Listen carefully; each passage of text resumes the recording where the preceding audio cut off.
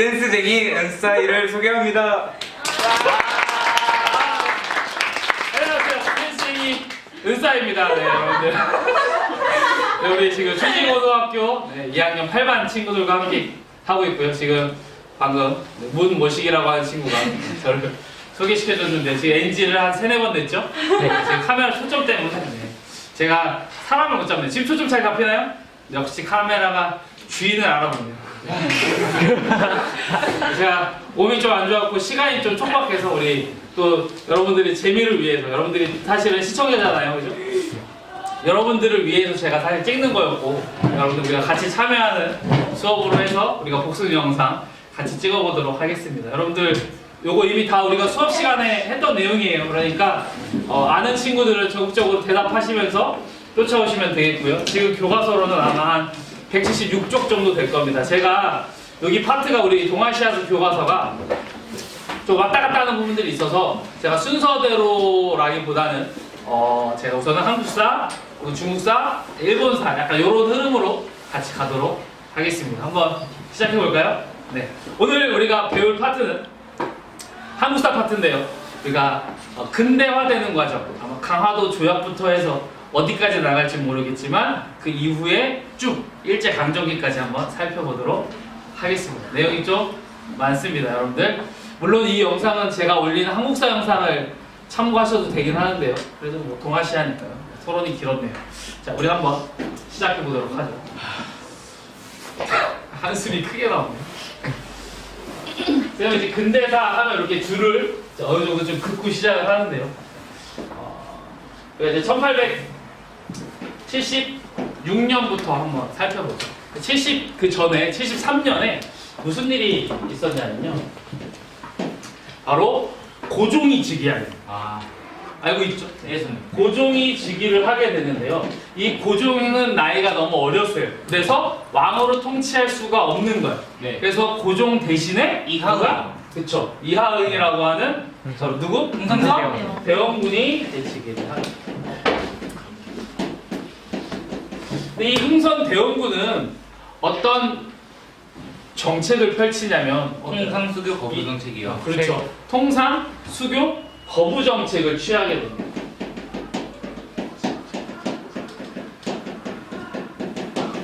자, 글씨가 빨리 하다 보면 그지 같을 수가 있어요. 이해해 주세요.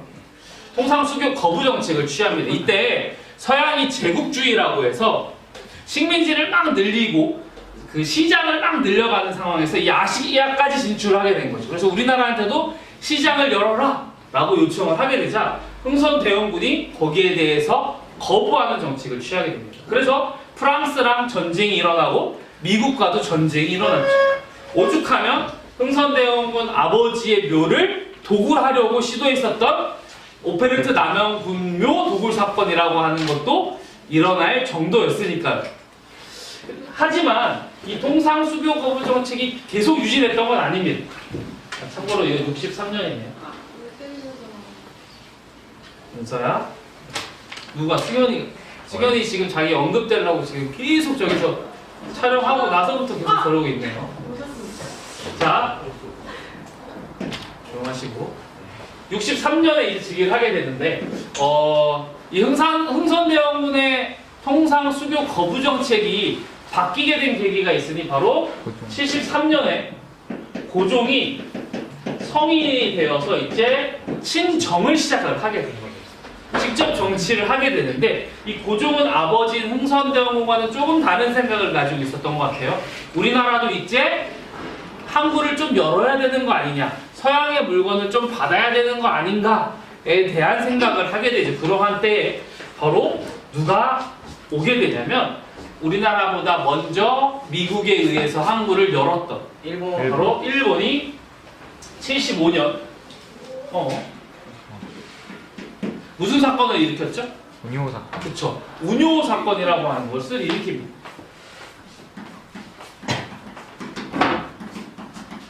그래서 우리나라에게 항구를 열 것을 요구하게 되죠. 그래서 우리나라가 항구를 열죠. 그 항구를 열기로 맺은 조약이 무엇이죠? 강화도 조약. 바로 이게 강화도 조약입니다. 강화도 조약의 핵심은 뭐라고요? 방금 이야기했던 것처럼 그냥 그렇죠. 항구를 여는 겁니다. 우리가 그것을 뭐라고 표현하냐면 개항이라고 표현하죠. 항구를 여는데 근데 여기에 어때요? 우리나라가 아직은 근대적인 그러한 법에 대한 개념이 조금 없다 보니까 좀 불평등한 요소들이 있었죠. 대표적인 게 뭐가 있었죠? 그거 시해복권, 시해법권이 있었고 영사재판권 또 뭐가 있었죠? 관세, 그렇죠. 뭐 관세 부분도 어째 없고요. 그 다음에 우리나라 뭐 해안 측량권 아 맞아. 이런 것들도 이제 있게 되죠. 이제 하지만 어쨌든 핵심은 항구를 여는 것이었다라고 하는 겁니다. 이때부터 우리나라는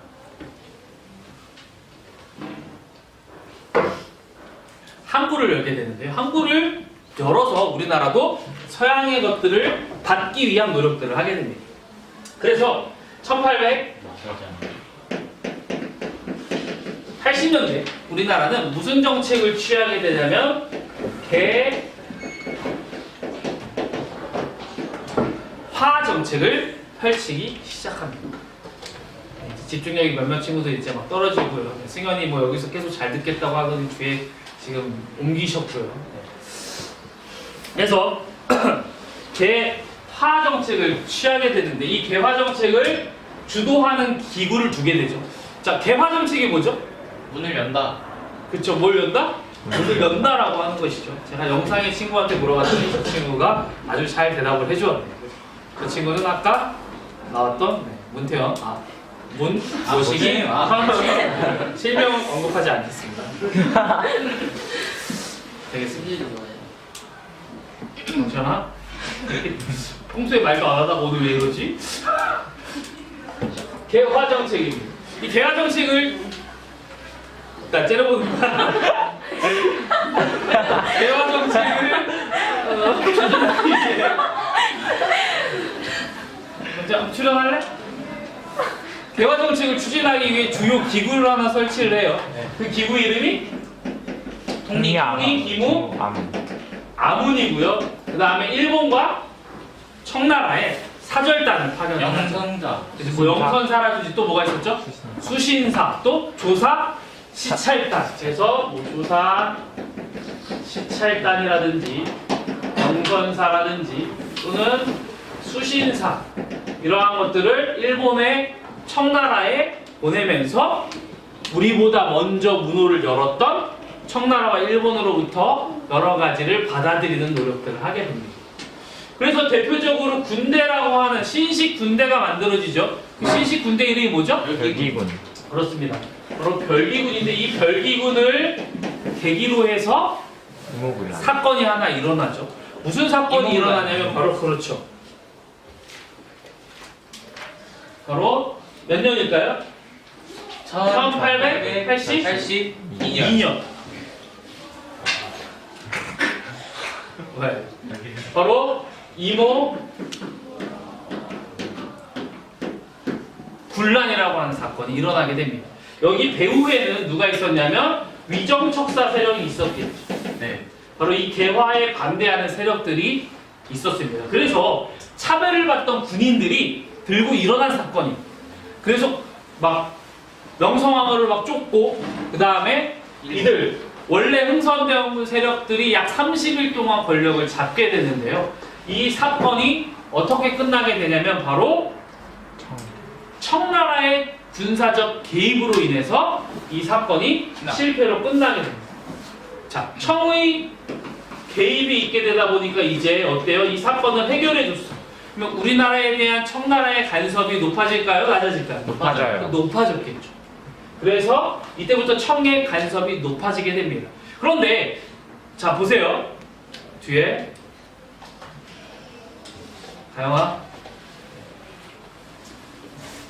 어머니가 봤으면 좋겠어. 수업이니까 똑같이 잘 들어주시면 되겠습니다. 우리 현정이 오늘 잘 듣고 있어요. 혹시 자기 영상 나올까봐 굉장히 집중해서 잘 듣고 있네요. 네. 경춘이 아직도 째려보고 있고요. 그 청의 개입이 있게 된다까지 했죠. 자, 이런 상황에서 개화 정책이 크게는 둘로 나뉘어지게 될 겁니다. 어떻게 나뉘어지죠? 급진계약. 하나는 그렇죠. 급진계약파와 공간계약. 공동계약. 누가 더 중심이고 더 힘이 있었냐면 바로 이 온건계합파가 힘이 있었습니다. 근데 이 급진계합파는 무슨 생각을 가지고 있었냐면 좀 더 우리 조선이 빠르게 개화를 해야 된다는 거야. 근데 얘들은 누구를 따라가야 된다라고 주장을 하냐면 일본의 메이지 유신을 쫓자라고 주장을 하고요. 온건계합파는 청의 양무운동을 쫓자라고 주장을 한단 말이야. 근데 지금 누가 권력을 잡고 있어요? 청. 그러니까 누가 더 힘이 세? 온건계합파. 그러니까 권력을 더 빠르게 차지하고 싶었었던 바로 이 급진계합파가 정변을 하나 일으키게 되니 그게 1884년에 일어났던 갑신 정변을 일으키게 됩니다. 누구와 손을 잡으려고 했을까요? 바로 일본과 손을 잡으려고 했었죠. 그런데 청나라의 개입이 굉장히 있었는데 이 전에 무슨 일이 있게 되냐면 이 사이에 바로 베트남을 두고 청나라와 프랑스가 전쟁을 하게 됩니다. 이 틈을 노려서 바로 갑신정변이 일어난 건데요. 이때 누가 개입을 또 하게 되냐면 청나라가 개입을 하게 되면서 3일 만에 갑신정변이 실패로 끝나게 됩니다.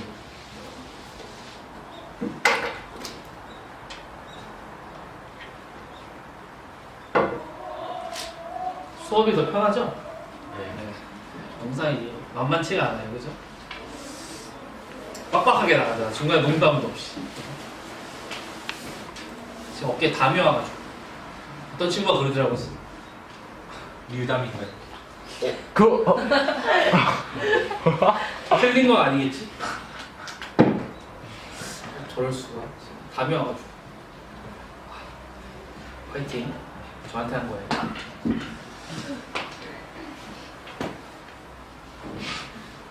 여러분 좀 3만에도 이해해 주세요. 제가 이렇게 수업 시간에 제가 이렇게 힘들게 하고 있습니다. 이거 많이 좋은 거예요, 그죠? 한 5분 정도 더 나가지 않을까 싶네요. 민석이 자니? 생각 중. 민석이 좀 이따 마지막 클로징 영상 뭐 할지 지금 생각하고 있죠? 멋있다. 이렇게 나와서 또 좋아 보여야 이것도 또 할 거지? 오케이. 이 청의 개입으로 인해서 이 갑신정변 이후에 청나라의 간섭이 더욱더 심해지게 됩니다. 근데 이때 무슨 약속을 하게 되냐면 청나라와 일본 사이에 조선에서 서로 군대를 물리기로 약속을 해요. 그리고 나중에 조선에서 일이 터져서 군대를 파견할 일이 필요하면 알려주기로 약속을 하죠. 그런데 그 사건이 실제로 일어나니 그 사건이 뭐냐면 94년에 일어납니다. 이때 우리나라에 굉장히 많은 일들이 일어나게 되는데요. 바로 그 시작이 농민운동입니다. 동학농민운동. 백성들이 농민운동을 일으키게 되자 우리 정부에서 이것들을 진압할 힘이 없게 되는 거예요. 그래서 누구에게 도움을 청하냐면 청나라에게 도움을 청합니다. 네. 그래서 총 그만 쏘고. 그래서 그 청나라에게 도움을 청하니까 청이 순진하게 어느 나라한테 알렸을까요? 일본한테 알린 거예요. 그래서 일본도 같이 군대를 이끌고 오는데 일본이 이때 두 가지 방향으로 움직이는데요. 하나는 어떻게 움직이냐면 우리 경복궁을 점령해요. 경복궁을 침입하고요.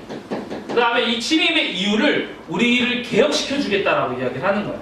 그래서 무슨 개혁이 진행되냐면 갑오개혁이 진행이 되죠. 이때 우리나라에 신분제도가 철폐됩니다. 물론 뭐 1차, 2차 있지만. 그리고 또 하나 무슨 전쟁을 일으키냐면 얘네들이 이때 물려놨던 거 다시 찾기 위해 청일 전쟁을 일으키게 되죠. 이 청일 전쟁이 여기에서 우리가 포인트예요. 동아시아에서는. 이 청일 전쟁에서 누가 승리할까요? 일본. 바로 이 일본이 승리를 하게 되고 청이 패배를 하게 됩니다. 아마 다음 영상에 나오겠지만 청나라는 양무운동이라고 하는 것을 추진하고요. 일본은 메이지 유신을 추진했죠. 근데 그 성과가 누가 이겼어요? 일본이 이기게 됩니다. 그래서 무슨 조약을 맺게 되죠? 시모노 새끼. 쉐키 조약. 이모노 쉐키, 이노무 쉐키 아니고 시모노 쉐키 조약을 체결하게 되는 이 시모노 쉐키 조약의 핵심 내용이 무엇이냐? 첫 번째, 바로 무엇을 가져가겠다? 조선은 자주국이야.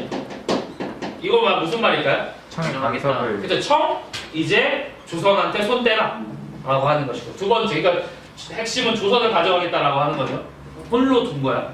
두 번째 어디를 가져가겠다? 바로 요동.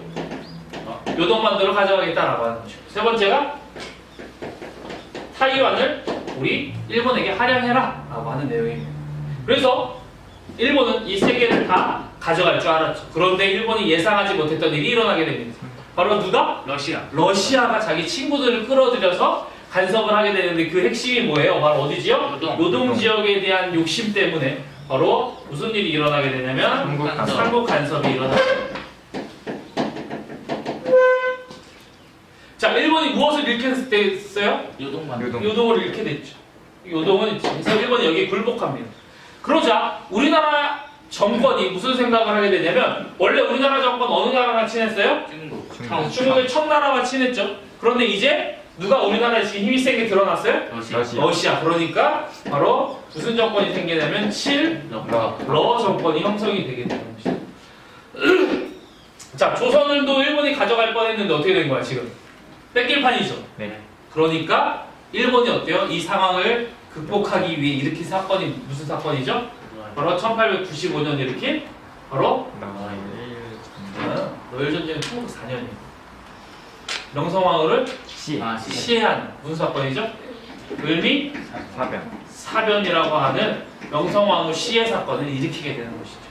그리고 나서 을미개혁, 여기에 이제 단발령이 포함이 되죠. 다시 일본식으로 개혁을 단행해 나갑니다.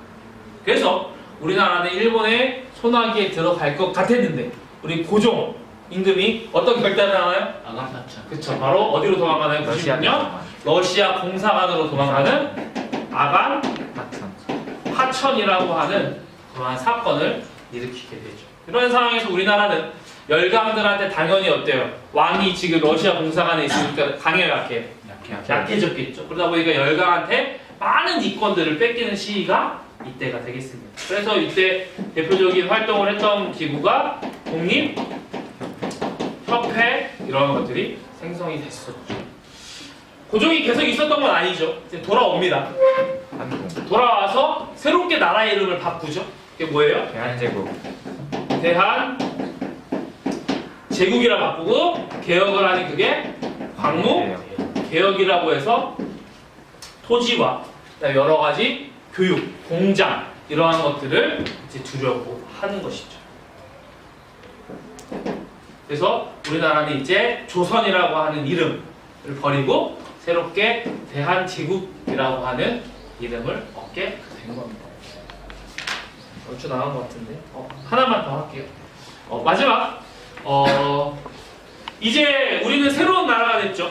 그래서 조선이라고 하는 이제 청나라의 간섭에서 벗어났고, 1899년 바로 우리나라와 청나라 간의 한청 수호 통상조약이 체결되게 됩니다. 요거 아마 한국사 시간에 잘 안 나왔을 텐데, 요거는 무슨 의미가 있냐면요, 지금까지 우리나라가 여러분들 남한산성 배웠죠? 청나라에게 우리나라가 그 신하의 나라가 되겠다라고 인조가 항복한 이후에 계속 청나라의 간섭을 받았잖아요. 청나라의 사대 했단 말이야. 그런데 그 관계가 끊어지고 있대. 새로운 조약, 즉 조약이라고 하는 것은 나라 대 나라가 평등하게 되는 거예요. 그래서 이제 대한제국과 청나라가 서로 대등한 관계에서 조약을 체결을 하게 되었다라고 하는 사실까지 살펴봤네요. 빼먹은 거 있나요? 없습니다. 없죠. 여기가 양이 많아가지고 제가 영상을 어마무시하게 찍어야 될 것 같은데요. 우선 오늘은 여기까지 찍도록 하겠습니다. 자, 8반 여러분 수고했습니다. 네. 수고했습니다.